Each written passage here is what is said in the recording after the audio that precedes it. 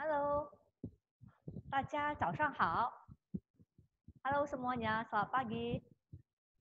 我们今天又见面了，kita kembali bertemu untuk pertemuan kita hari ini. 今天我们学习易备课。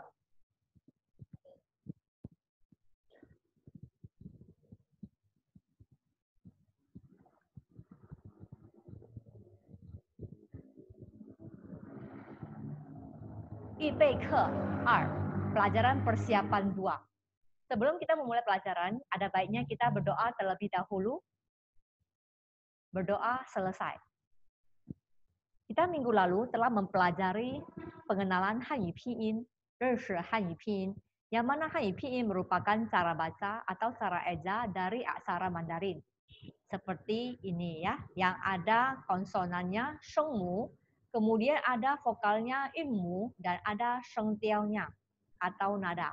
Ada juga yang tidak memiliki nada. Nanti kita jelaskan selanjutnya yang manakah yang tidak memiliki nada atau disebut dengan tanda nada seperti apa yang tidak ada tanda nada itu. Oke, kita lanjutkan materi kita hari ini.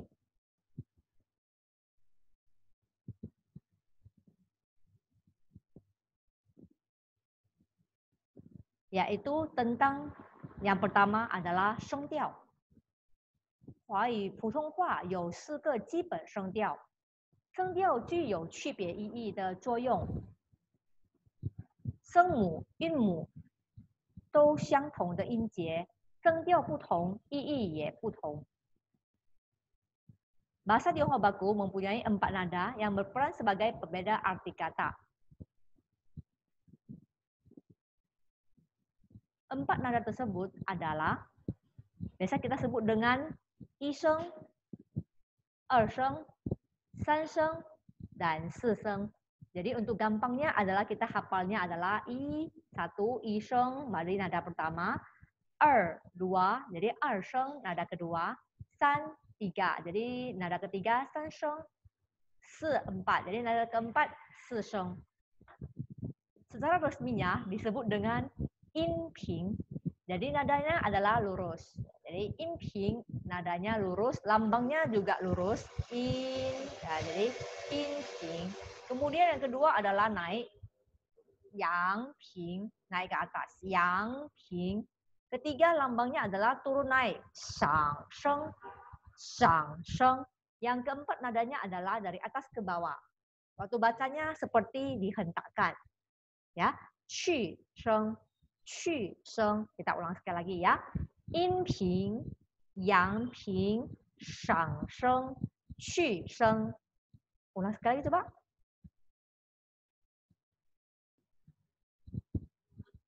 Oke, bagus ya. Latihan lagi banyak di rumah ya. Perbanyak latihan di rumah dengan membaca nada-nada tersebut.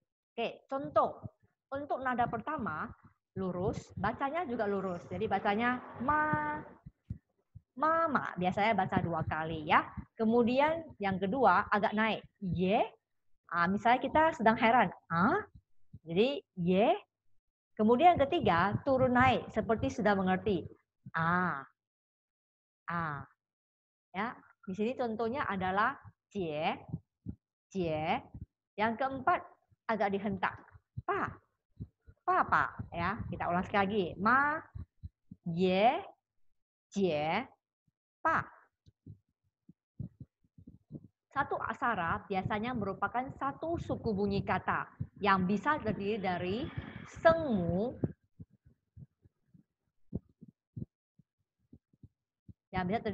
sengmu, inmu, dan sengtiao. Contoh, tian. Jadi tian ini adalah satu aksara yang mana suku bunyinya adalah konsonannya adalah te, kemudian vokalnya adalah yen. Jadi tian ini adalah suku bunyi kata. Ada shengmu, ada inmu, dan ada sengtiao. Ada juga yang hanya memiliki inmu dan sengtiao. Jadi tian artinya hari atau langit. Tadi kita belajar bahwasanya nada pertama adalah iseng. Jadi kalau kita sebutkan satu hari, boleh kita katakan i tian, ya, i tian. Kemudian 3, tadi bahasa Mandarinnya adalah san. Jadi 3 hari bahasa Mandarinnya boleh san tian, san tian. Kemudian 4 bahasa Mandarinnya adalah 4 hari, boleh kita katakan 4 tian. Tetapi ada juga aksara yang memiliki sengmu, hanya memiliki yunmu dan sengtiao. Inilah yang disebut dengan ling sengmu, suku bunyi atau injie yang ling sengmu, yang tidak memiliki konsonan. Contoh, an, jadi dia langsung dimulai dengan vokal, tidak dimulai dengan konsonan. Jadi an artinya aman. Kenapa langsung keluar besar a-nya? Supaya kalian perhatikan bahwasanya suku bunyi kata aksara ini diawali dengan vokal, tidak diawali dengan konsonan. Bisa juga menjadi artinya satu, yaitu aman. Zao-an, selamat pagi. Wan-an, selamat malam. U-an, selamat siang.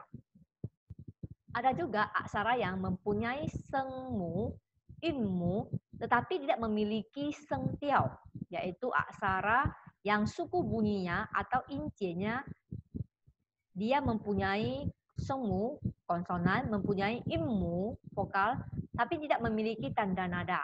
Inilah yang disebut dengan suku bunyi kata yang tidak memiliki tanda nada atau qingsheng. Qingsheng. Jadi qingsheng adalah fenomena nada khusus dalam bahasa Tionghoa dan muncul dalam banyak dialek dalam bahasa Mandarin di seluruh negeri. Nada lembut umumnya tidak dianggap sebagai nada karena tidak memiliki lambang nada. Hanya ada 4 nada, yaitu tadi inping, yangping, shangsheng, dan qisheng dalam pinyin. Jadi pada umumnya hanya ada 4 nada. Nada ringan atau qingsheng itu adalah suatu fenomena. Seperti kita sebutkan tadi, mama. Jadi ma itu nadanya inping, nada pertama. Yang belakangnya itu adalah nada ringan. Jadi bahasanya lembut, mama. Ya. Kemudian tadi ye. Itu ye yang kedua itu sudah nada lembut atau nada ringan yang kita sebut dengan qingsheng. Selanjutnya kita pelajari tata cara penulisan daripada inmu. Inmu yang disebut dengan vokal. Jadi inilah tabel inmu yang mana dalamnya sudah langsung dijabarkan semuanya dan sudah dibaca minggu lalu. Mari kita latihan sekali lagi untuk memperkuat a, o, e, I, A, au, o, an, en, ang, eng, i, ya, ye, yao, yo, yen. Ingat, ian bacanya yen, yin, yang, ying, yong, u, wa, wo, wai, wei, wan, wen, wang, weng, yu. Mulutnya dikerucutkan. Yu, yue, yuen, yun. Jadi inilah tabel daripada inmu. Jadi di bawahnya yang warna biru ini adalah cara penulisannya. Jadi ini cara penulisannya, yang atas adalah cara bacanya. Oke? Yang mana ini merupakan cara penulisan daripada injie yang diawali dengan inmu. Ini adalah cara penulisan injie yang diawali dengan inmu. Ini adalah cara penulisan injie yang diawali dengan inmu.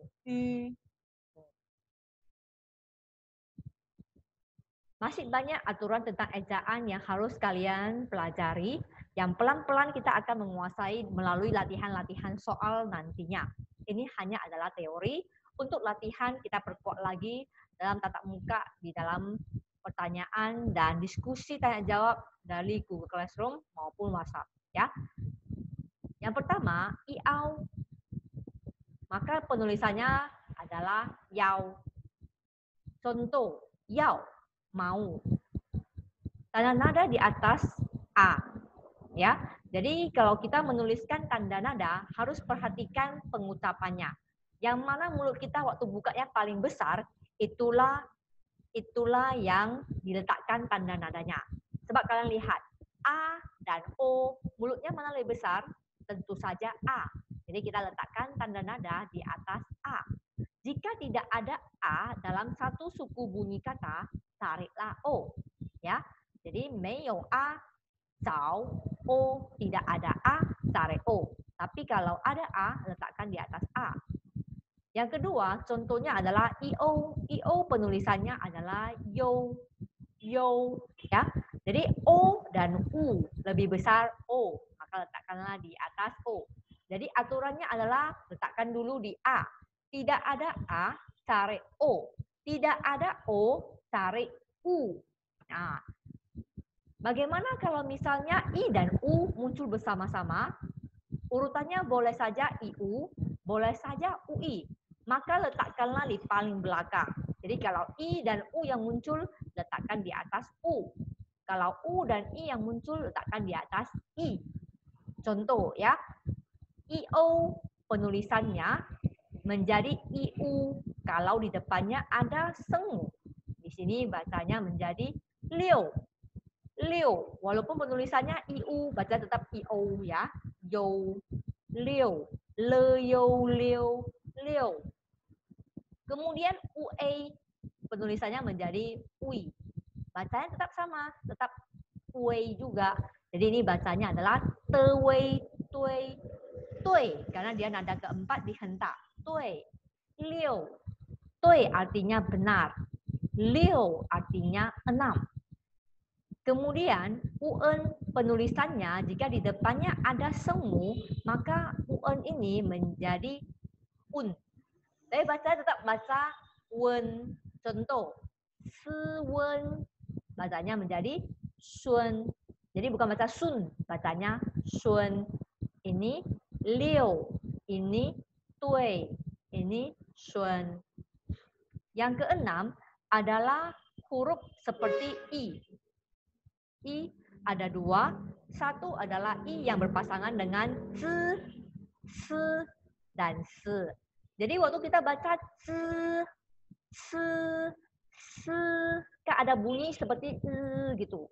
Itu adalah i yang dibaca dengan ya, ya. Jadi penulisannya adalah z, s. Jadi ini ingat, bacanya bukan i.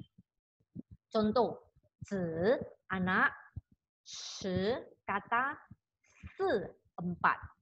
Kemudian ini adalah i yang berpasangan dengan 之, naikkan lidah. 之, 吃, 诗 dan 日. Jadi ini bacanya ada apa? 之, coba kalian panjangkan aja bacanya. 之, jadi ini bacanya adalah kalau ini tadi 字, jadi agak lurus ya. Ini lidahnya dinaikkan. Ini bacanya 吃, 知道的知, tahu. 吃, 吃饭的吃, makan. 师, 老师的师. Jadi ketemu dengan saya, panggil 老师, jangan 老师ya. 老师. Ini 日, 日 artinya tanggal. Contoh tanggal 1, 一日, tanggal 2, 二日, tanggal 3, 三日, tanggal 4, 4日. Ketika ilmu R menjadi suku kata mandiri, tulisnya tetap R. Contoh, 儿童, 儿童, anak-anak. Ketika R ini menjadi akhir dari kata, maka penulisannya menjadi hanya R saja. Contoh, 花, 花. Jadi bacanya jangan 花儿, tapi bacanya 花. Langsung sampai begitu sampai di A diangkat lidahnya. War, langsung diangkat lidahnya ya. Ketika di atas i ada tanda nada, maka tanda titik di atasnya harus dihilangkan dan diganti dengan menuliskan lambang tanda nada. Contoh, i kursi. Jadi i-nya titiknya kan sudah hilang kan? Gantinya menjadi lambang tanda nada. Oke. Jangan takut ya, lausu kok bahannya banyak sekali. Saya mungkin tidak menguasainya. Gak apa-apa, santai saja. Kita akan latihan, tidak langsung ujian, jangan takut. Ini hanya sebagai pengetahuan supaya kalian memahami lebih lanjut tentang pinyin atau cara eja aksara Mandarin. Ya. Ketika ilmu menjadi suku kata mandiri atau bersama dengan semu konsonan, maka dia dibaca Contoh, Ini salah arti ya. Artinya lapar. Kalau angsa, bahasa Mandarinnya nada kedua. Angsa. Jadi nanti harus perbaiki. Ini artinya adalah lapar ya. Kemudian ini contoh lagi. G bacanya apa minggu lalu? Ya, ke. Jadi ini ke. Ini yang tidak ada tanda nada namanya apa tadi? Namanya adalah qing sheng. Jadi ke abang. Bacanya adalah e. Tetapi jika muncul bersama dengan huruf y atau i dan i, maka itu dibaca e. Jadi sebenarnya dia dibaca adalah e, yaitu yang ada topinya.